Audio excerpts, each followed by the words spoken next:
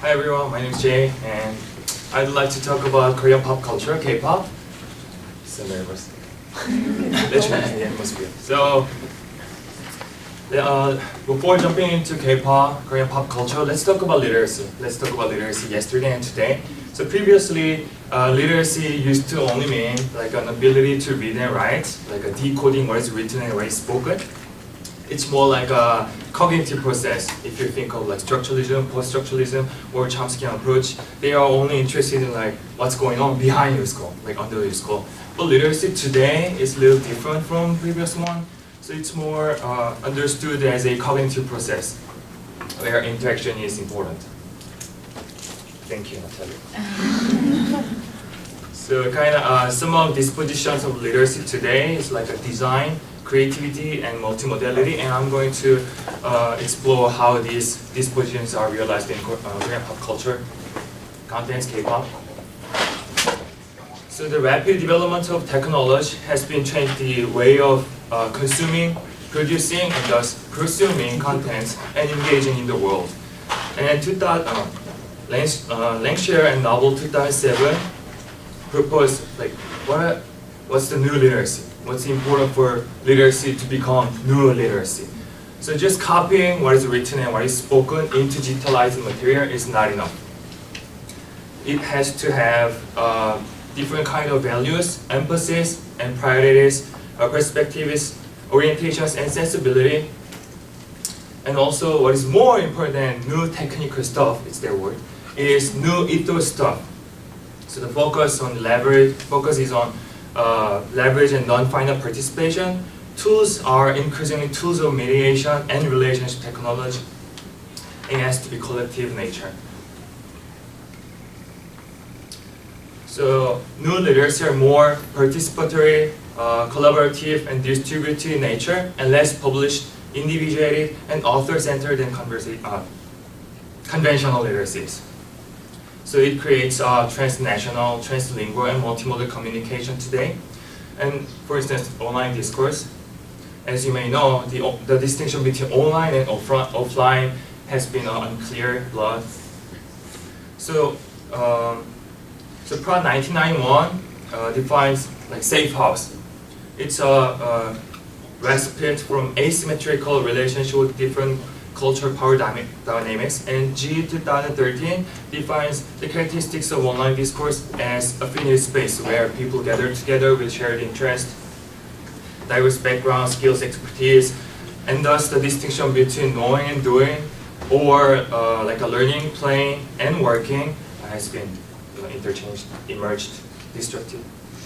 I think we may know all of this from L600. So I think K-pop, it's a paragon of new literacy studies and multimodal literacy. As you may guess, K stands for Korea, South Korea. And K-pop actually can be any type of Korean pop culture like music, cosmetics, and food, etc. And I understand there are some critiques about K-pop phenomena today. Like for instance, Choi 2015 says Korean pop culture or Korean wave, is it promoted by public or it's like a national politics driven?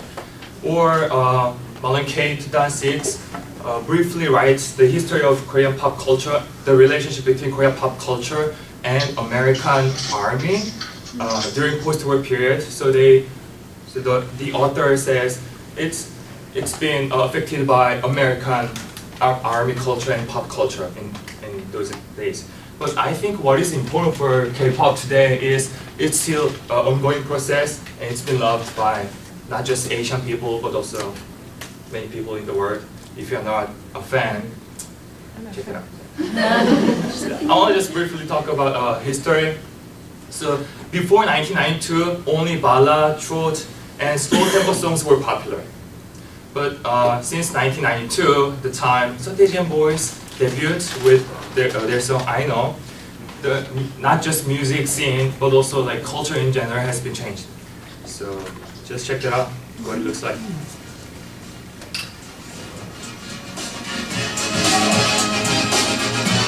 Loud enough.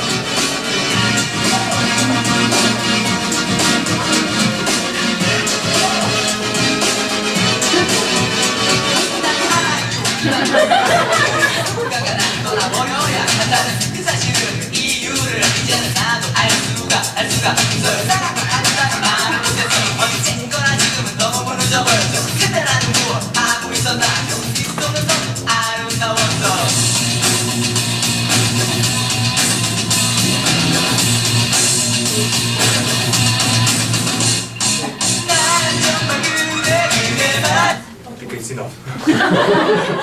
So as you may heard, it's hip-hop based song, and this is the first song in Korean music history that contained rapping in Korean. So since the time of their debut, the culture has been changed a lot. So hip-hop was used as a means of a younger generation to assert self-identity, to challenge the representations of authority, and to resist the old era. So since then, many like boy bands, girl bands debuted successfully, like 1996, Alpha Teenager, 2005 TVXQ. Those are very popular, still popular in Japan or China. And 2009 Big Bang, and nowadays like 2013 BTS. They are not just popular in the Asian context, but also worldwide. And just want to show you what it looks like today. Ladies and gentlemen, 준비가 됐다면 부르게 다른 서투와는 다르게 내 스타일로 내 스타일로 밤새 일했지 everyday 바로 네가 클럽에서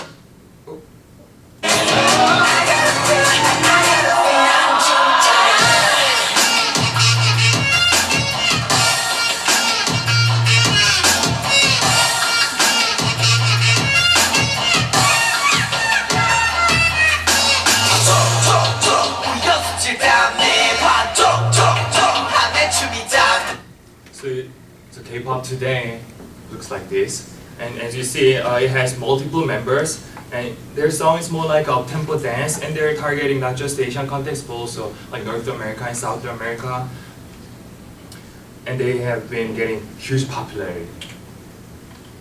So K-pop itself is a genre. If you go to Apple Music or Billboard charts, there are a list of genres like rock, K-pop, ballad, etc. And K-pop is standing still there. So K-pop has many subgenres as well. So if you think of hip-hop, there are many subgenres like a boom bap, trap, music swing, etc. And if you think of rock, it has heavy metal, country, etc. So K-pop is the same. It doesn't mean only like up-tempo dance songs, but those are the one many people love today. So K-pop is cosmetic product. In terms of music, it's hip-hop based. And around the millennium, European electronic dance music is added, and Japan, it has been affected by Japanese pop music and many more different genres. But it's not just accumulation of different like foreign culture products. Lee, 2016, in his dissertation, argues that like many part of Korean pop culture music actually can be traced to Korean literature, and it kind of makes sense because no culture products can come out of nothing. So it's based on Korean traditional literacy as well. And also in terms of people, they often have like people from different countries like Thai, Japan, China, Korean, America, etc. But previous studies often focus more on a part of literacy. Like Lee, 2004, argues that K-pop works as a discourse of self-assertion and resistance. So in order to expand the notion of literacy and apply translingual approach to K-pop, I have two research questions. One is, how does K-pop mix and match diverse rhetoric from different cultures and recreate meanings to maximize their voice? That is, how are the detailed aspects of translingual practice and co-meshing realized? And second question is about translingual people today, interaction within a affinity space.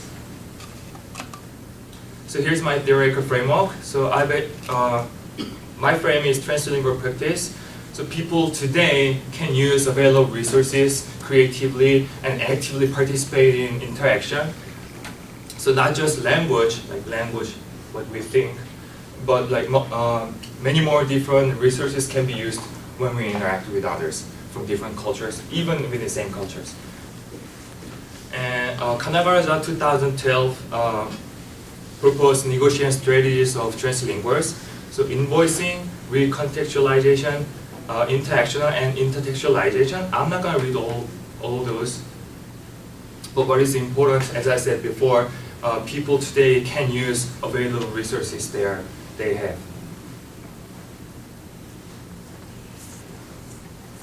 And Young, who argues for co-meshing, not code switching, argues that we need to encourage students to use their own rhetoric instead of making them use like what is called like norm, for instance, standard English, if there is. And I explain this understanding of code matching to leaders practice K-pop. So I selected 4 songs from YouTube: Big Bang's Bebe, Psy, Hangover, Strategy Band, Chris Halloween, and BTS Blood, Sweat, and Tears. I choose them based on their popularity and creativity. It's qualitative research, not quantitative. I choose them because they're special and they have lots of important contents, I believe. So my results are here. So 1, they can co-mesh Korean and Western cultures together. So let's listen to this song just briefly. And I want you to focus on subtitles. And images.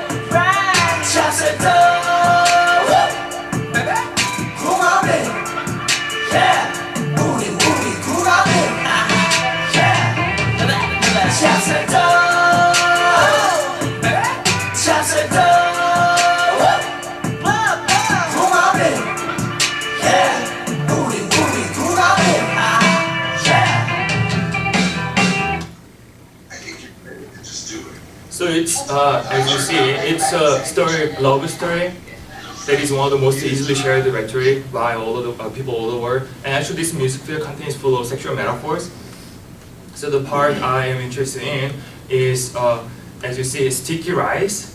So if you think of relationship between man and woman, when they love together, they stick together, right? So it's like a sticky rice. But direct translation is not chemistry, but I think that's the only way English can express. So it's a euphemism, metaphor of making love in Korean culture. So this image comes from a Korean drama. So this is newly married couple, and they want to describe the first night. So instead of showing like physical relationship between them, they use this metaphor, like a sticky rice cake. And as you see, like white females, they were in a Korean traditional costume called hanbok, and like lifting ladies' skirt was part of like culture that no longer exists today. Is a little bachelor who likes to wrestle game. So this song mix and matches like hip hop and Korean English rap, and also visual images from different cultures. And the second song is kind of similar but different. So Psy's Hangover, it's targeting American market. Have you heard of? Have you listened? No? Okay. Since time limit, I'm not gonna watch this video. But what is important is that he's Korean. He doesn't speak AAVE, Afro-American English vernacular, so it may cause lack of street credibility. Street credibility is about authenticity. So in order to boost credibility, he uses Korean culture, and he uses English, and also he asked Snoop Dogg, who is very popular in hip hop scene in the US, to feature his song. So if you watch this music video, it's full of B-grade culture or low-brow cultures, which is natural to Korean, but kind of strange to Americans or other countries, people from other countries. So he creatively invoices and recontextualizes Korean pop culture into American culture. And third one is to suggest alternative view of American but worldwide accepted culture. So Strategy Band 2014 released their song Chris Halloween. So it mixes Christmas and Halloween. Actually, those two cultures are kind of different. So Christmas is all about like Santa Claus, gift, good, and Halloween is kind of weird to maybe people from other countries because it celebrates like witches, monsters, etc. They make like pumpkin, scary pumpkins. So he posed question about like what is good and evil.